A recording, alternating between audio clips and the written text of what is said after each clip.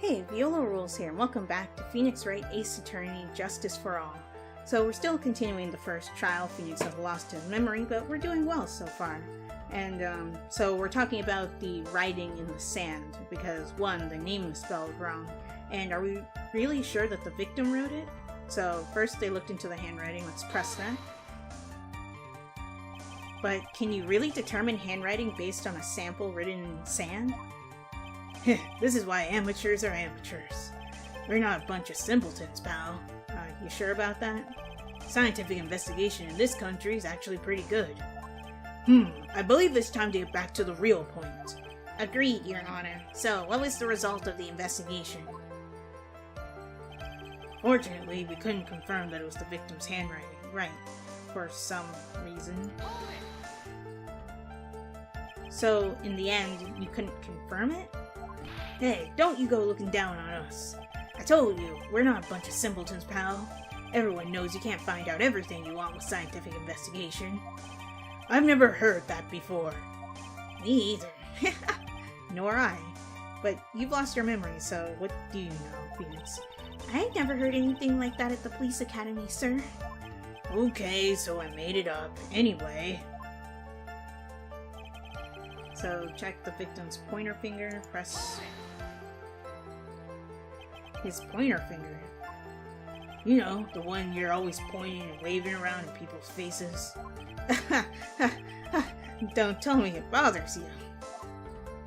Every time you do it, I have a mini heart attack. It's like you're trying to kill me, pal. In any case, you examined the victim's index finger, correct? Yeah, and we figured there should be something on his finger if he had been writing in sand. And the results? Found there was sand trapped under the victim's fingernail. And what does that prove? Well, it proves that he did write that name with his own finger. Are you sure about that? Yes, which explains why there was sand stuck under his nail. I guess he's right. And there's more. There were also scratches on the skin that were caused by him writing on the ground. What do you mean? Oh, the name, right? Scratches on his skin? Yep, you can't see them with your naked eye, but they're there. What? That is incredible! Sure is, that's the power of scientific investigation. They're so small that we have to use a magnifying glass, like a really strong one. It's got that really scientific sounding name. You mean a microscope? Yeah, that's it. We used one of those and that's how we found them. I can't believe this guy doesn't know what a microscope is. I'm surprised you do.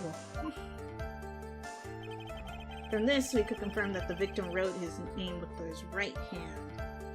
Yeah, this is the evidence that I think I need to present evidence to this one, but I'm going to press it first.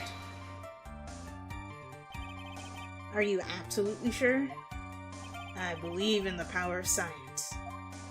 I wonder if my evidence is solid enough to counter it. Listening to this, you would think there was only one conclusion, that the name was definitely written by the victim. But don't you think that would be really strange, sir? If Dustin really wrote that message with his right hand, you think I would have gone through that much trouble to get him his present? The present? What about it? Okay, cool. So, yeah. That last statement. From this, we could confirm that the victim wrote this with his right hand. Or, no, because as I noticed at the end of the last episode, this is a right-handed glove, and I actually had to look it up.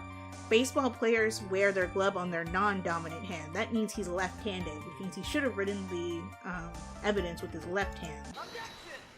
Yeah. Detective Gumshoe, take a look at this. That's the glove, right? Yeah, the one you gave us. Could you tell the court about what is special about this glove? What's special? Never really thought about it, but, it's really yellow. And that's about it.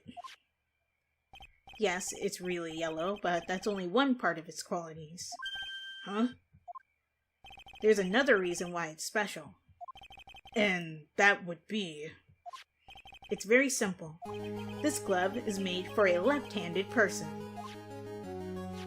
Left-handed? Why, you're absolutely right. This glove is made to be worn on the right hand. That is why it had to be custom made. I've never seen a bright yellow left-hander glove for sale, have you? Well, no. So, Detective, which hand did the victim use to write the name with again? That's easy. Look, it's obvious from this picture it was his... Wait a sec. Don't forget that the victim was left-handed. Oh. Pain. I object. Overruled. Mr. Wright, I would like to know what your line of reasoning proves. There's only one conclusion that can be drawn. A left-handed person could not have written a message with his right hand. I mean, technically he could have, but it would not have been that neat. Therefore, the person who wrote the name Maggie could not have been the victim. And also, as stated, why would he spell her name wrong? Order! Order! When you think about it that way, then yes. It is not possible that this was written by the victim himself. And that means Maggie is... No, it's not possible. Mr. Payne. Yes, Your Honor.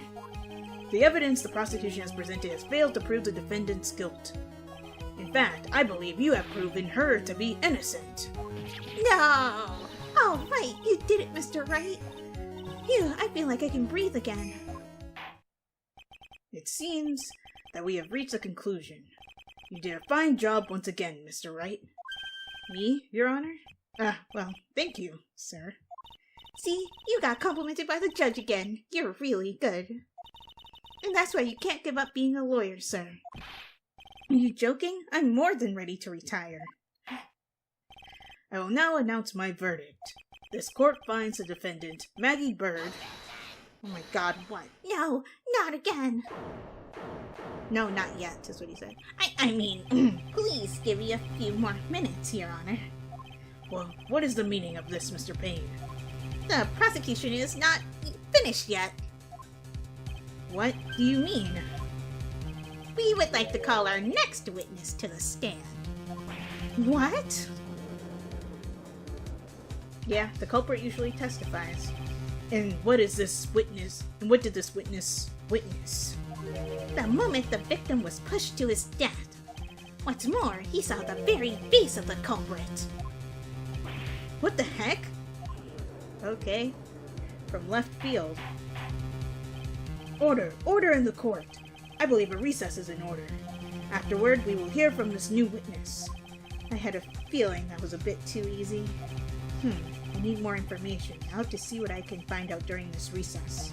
I can't let my guard down. It's only going to get tougher from here. Court is adjourned for recess. To be continued.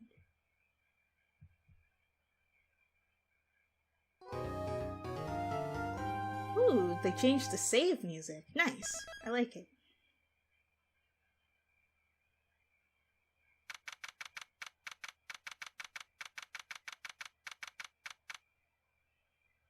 Okay, I'm going to end this episode here, and we'll figure out what we can scoop up during the recess, and then we'll do the second phase of the first trial, which will probably be against the person who actually committed the crime.